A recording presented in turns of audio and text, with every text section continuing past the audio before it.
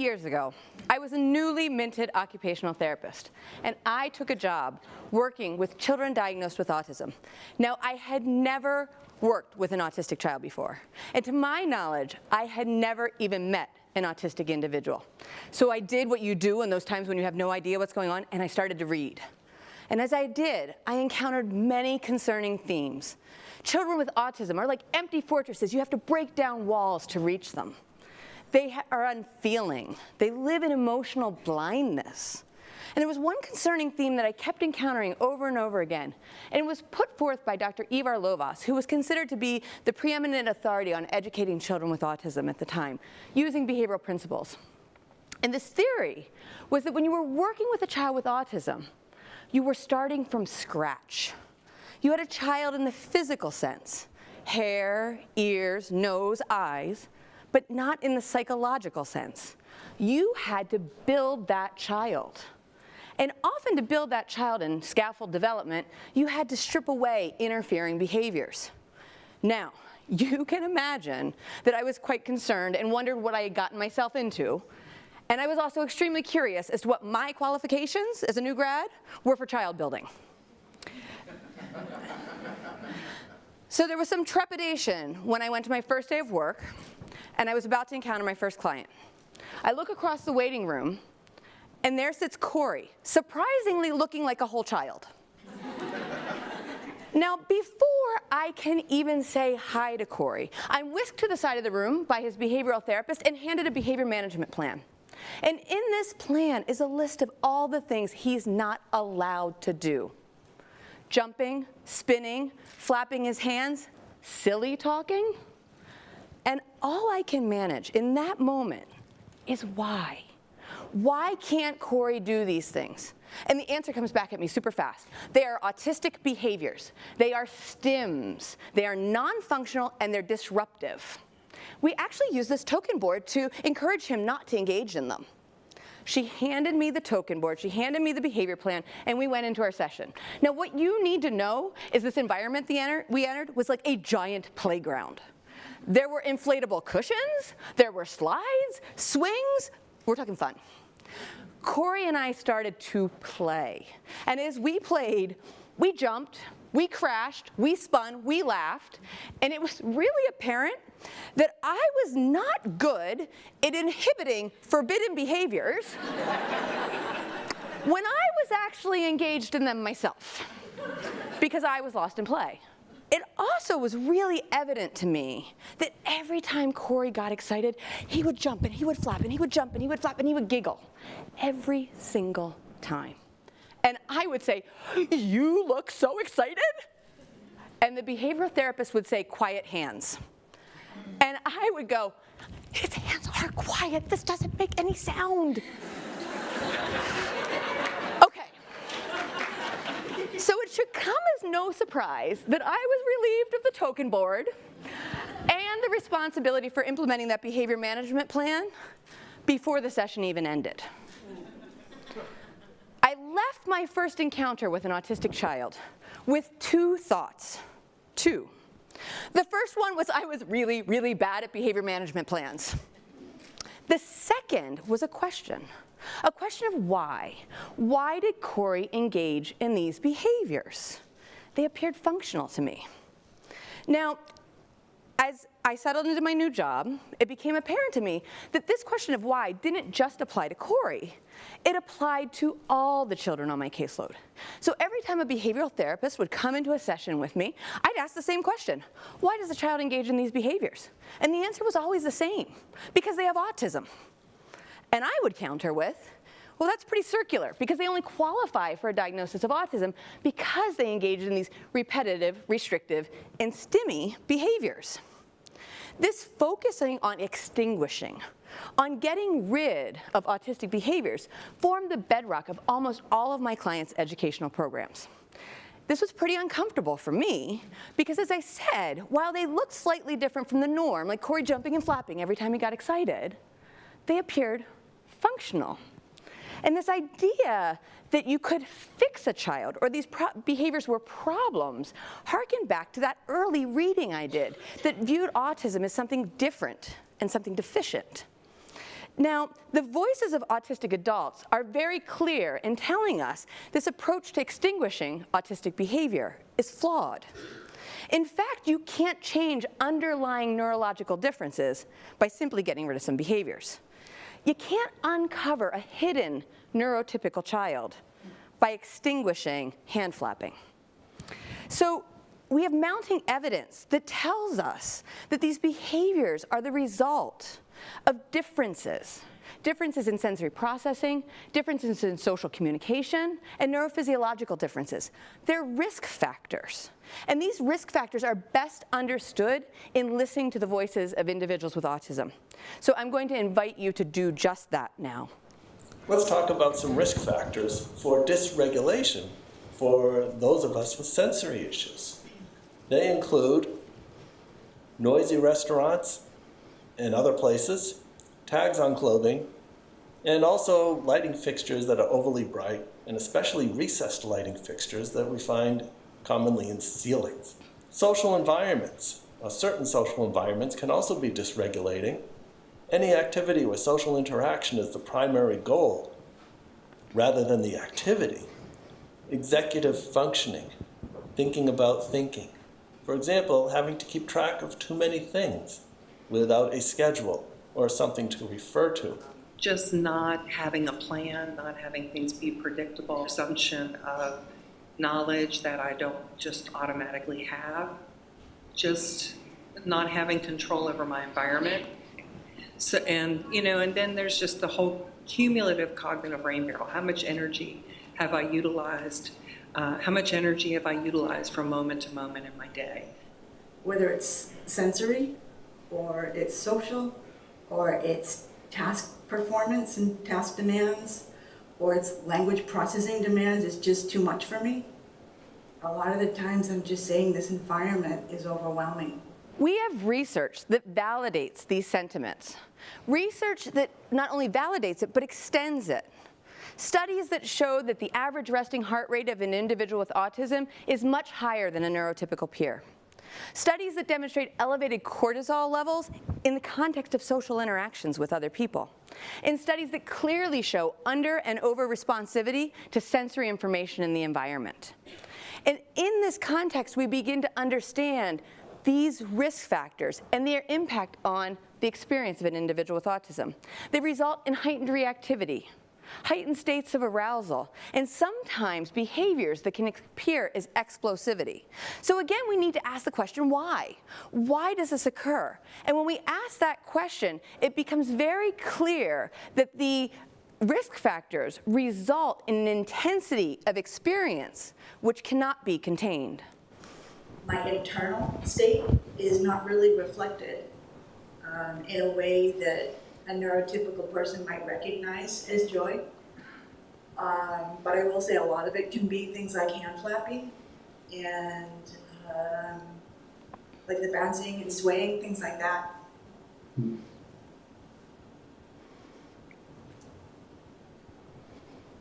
Hey, I am Neil Katz, and I am thrilled to share my story. I feel stress and anxiety every day when I feel out of control of my life. I experience tight tenseness throughout my body, and others see this as me not listening and being compulsive. Experiencing stress is overwhelming, but in the worst of ways. It's like it cannot be contained. It has to come out, and not in words. In fact, I don't really think or experience words when I am stressed. It's a very physical experience. In the midst of it, in a moment where I'm highly stressed, I pace, I grab my head and I scratch my scalp. I bite my cuticles in my hands more and deeper and harder than usual. It feels like I'm in this chaotic mayhem and like I need to throw myself full force into a wall or smash things. And in my most stressed times, I do that. Some of these behaviors sound very familiar to us, things that we might engage in times of intense stress and anxiety. Some of them are less familiar, but they are all grounded in neurological development. It's human nature to seek out repetitive, rhythmic actions, especially paired with pressure, when we experience extreme stress and extreme excitement. we start to understand that the intensity of the experience of an individual with autism calls on these explosive behaviors occurring much more frequently. Given this knowledge, it's time for educational practice to reflect what we know. We know better. We understand risk factors and intensity of experiences. We actually need to be doing better. Again, adults with autism are crystal clear. They challenge us to rethink the status quo of behavior management, trying to make them appear indistinguishable from the neurotypical population, despite the fact that they have a unique neurology. We need to understand the behavior, but understand it within the context of autism. The behavior in question was more than just a behavior to me. It lay at the very core of who I was. And I don't know why I had that instinct, but I just did. And so it made the hurt doubly worse because they weren't just criticizing behavior. They were criticizing the very fiber of who I was. So as we communicate our emotions, these behaviors may then be squelched and trained out of us. The sense that mom, therapist, or society wants to fix me, and not really seeing our personhood. To control those emotional experiences and how they look is to control me and who I am. It doesn't just feel yucky or tiring or boring. It isn't just unpleasant. It feels like living hell, like total confusion and a feeling of being lost or incompetent. Again, the weight of these sentiments, the rawness of them, cannot be ignored. It's time for educational practice to reflect our knowledge from the research and our knowledge from the voices of autistic individuals. And when we do that, we need to rethink this focusing on extinguishing behavior, on control and compliance, because the voices of autistic adults are also very clear about the very real, dangerous, and damaging outcomes of such a focus. Instead of focusing on making them indistinguishable from their peers, which means making it so that they just go along to get along, and that can result in very tragic outcomes. Another area that's important to address is behavior plans, token economy, focus on compliance-driven programs, and how they can be potentially dangerous and damaging, and in some cases creating post-traumatic stress syndrome to autistic individuals. Two results emerge. One, anxiety increases, and two, there's internal damage due to our communication not being honored, and strong emotions like rage, SIBs, room destruction, or suicidality. These lived experiences of enduring educational programs which focus on behavior management and focus on trying to make someone appear indistinguishable despite their unique neurology need to become a thing of the past. We need to move forward. So the question becomes, what's the shift? If behavior management isn't the way, what is? The shift is one from behavior management to emotional regulation. We're going to take the focus off of that observable, autistic, STIMI behavior and focus on the unique underlying experience of the individual with autism, fraught with those risk factors and that intensity of reaction. And we're going to embrace that neurodiversity. And we're going to move away from management, this external locus of control, where I'm putting some arbitrary plan in place to control your behavior, to make it look like you fit in. And I'm going to shift that to regulation. Regulation is a developmental construct where we teach individuals with autism new tools and strategies to be able to navigate their days successfully, to regulate those strong emotional reactions. So we move away from behavior management, this external locus of control, to emotional regulation, a focus on skill development within the autistic individual. And in that way, we empower them. We empower them to navigate their days successfully. And when we do so, we maximize their potential. It is vitally important to remember that autistic people are not a collection of behaviors to be modified, but rather individuals to support, so that we can use the strengths that they have to lead fulfilling and productive lives, and to make that the rule rather than the exception. I just think that we need to be focusing on helping kids and adults maximize their potential and become the very best people they can be, including their disability. In all my years of running the world's largest membership organization for adults on the spectrum, I certainly got it that this was all a two-way street, that the rest of the world had a lot of work to do, and that we had some work to do as individuals on the spectrum. I don't know what that percentage is between the two of how much work needs to be done, but I do believe firmly that from our end, that 90% of our problems as adults in life are caused by an inability to manage our challenges for emotional regulation. So as we make this shift to emotional regulation, we form a partnership in which we help scaffold skills and abilities so that individuals are able to regulate their emotions and deal with the risk factors that they have.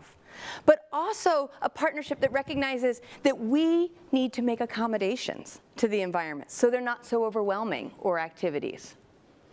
And it's within the context of this partnership that our question starts to transform. It's not just a question of why anymore, but now it becomes a question of how. And it starts the conversation with the individual by asking, how can I help? And I think that a lot of emotional regulation strategies really can benefit from that very concept. But it's hard feeling tense. It's hard feeling mad and stuff. Sometimes it's hard for me to take deep breaths when I'm really angry. It would be key if we had some space and stuff and had some time alone in our rooms and relaxed and did some good things. But I think that the help that would benefit me most from someone is to recognize that all of these behaviors are just communication, and they are valid messages, valid communication, and it's not just a part of autism. So in the shift to emotional regulation, we form a partnership, and we honor, and we acknowledge, and we empower. We teach new strategies, and we also make accommodation for the unique neurological differences.